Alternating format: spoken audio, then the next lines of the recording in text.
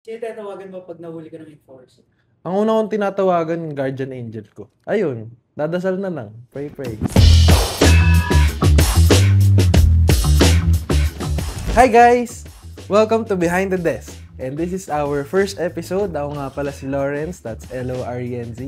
And today I'm gonna be sharing you guys my 5 essentials for my daily life. So yung first essential ko guys is car keys. Kasi palagi ako nagta-travel via car. Hindi pwedeng mawala yung susi ko na to kasi paano ako papasok sa sakit, diba? Ganun lang yun. Simple lang. Sino tatawagan mo pag nahuli ka ng enforcer? Ang una kong tinatawagan yung guardian angel ko. Kasi una-una sa lahat, mapapahiya ako sa magulang ko kung nahuli ako. Tsaka sabihin nun, nahuli ako lang. Sino kumayad dyan? Ganun. So, ayun. Dadasal na lang. Pray, pray. Alright. For our second essential, guys, headphones. Kasi mahilig talaga ako sa music. And if you guys don't know, I also engineer audio. Nagsimula ako mag-audio engineer nung, I think, way back 2018 ata. 2018. If you guys aren't familiar, dati ako may-ari ng isang famous na meme page before. And nakilala ko yung isang friend ko doon, si Nosha. Sana buhay ka pa, men. Ewan ko kung nasa ka na. Pero siya nagturo sa akin mag-music gamit Audacity. Napakalupit ng Audacity. Doon ako natuto mag-audio. Yung mga simpleng-simpleng ano lang. Walang mga earphones, walang anything. Basta sumisigaw lang ako sa laptop habang nag-play yung beat. Ganon. Tapos, so nakabili na ako ng headphones. Napakalaking bagay niya sa buhay ko. Kasi without these, I wouldn't have learned anything audio related. So, love na love ko to, man. Love na love. Hindi ko kanina ba to? Pero, ayun solid. Kasi may headphones dito. So, ayun.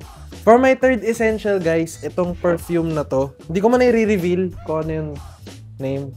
Ulit nga, para namang gatekeeper ko, sino ba ako?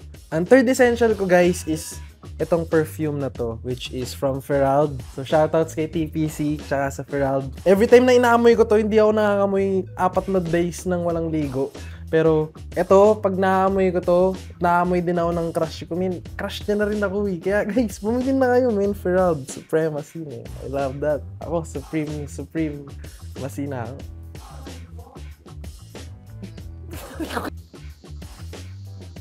If I were to describe that scent, ayun yung amoy ng napakalupit na Lawrence, man. As in, very spicy, very yummy. Yummer siya, man. Kasi pag nakita mo, tapos naamoy mo, parang, sarap na, man.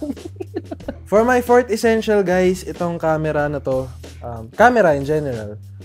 Mahilig kasi ako mag-take ng videos, gumawa ng mga reels sa Instagram. So, you guys can check out my Instagram page. That is It's Your Boy Lawrence on all the digital media kinemberlos.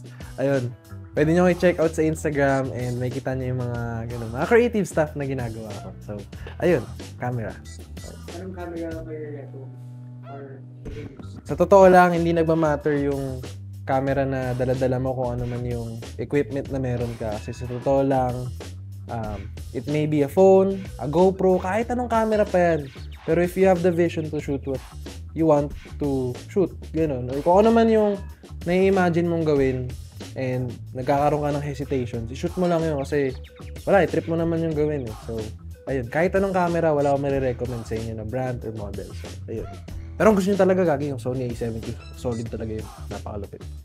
So for my fifth and final essential, guys, syempre hindi mawawala ang aking munting cellphone because I use this for work, for communicating, and for taking daily photos lang of, mga kahit ano lang kasi mahilig talaga ako mag-story. So if you see me doing that, may kachat ako, hindi ako nag-story. I love my phone, man, and ayun, hindi siya mawawala sa akin kasi ayun. Ano yung last 5 emojis ka? Last 5 emojis sa phone? Ang last 5 emojis ko sa phone is itong yung umiiyak na eyes, yung tumatawang pa ganon, tapos yung camera, yung shooting star, and then yung handshake. Hindi ko rin alam bakit yan yung emojis ko, pero as far as I know, syempre, nagpapakita ko sa crush ko. And that's all for my 5 essential items. And that's me, Lawrence, Lorenz, ng TT Racing Philippines. And this is Behind the Desk Episode 1. Thank you.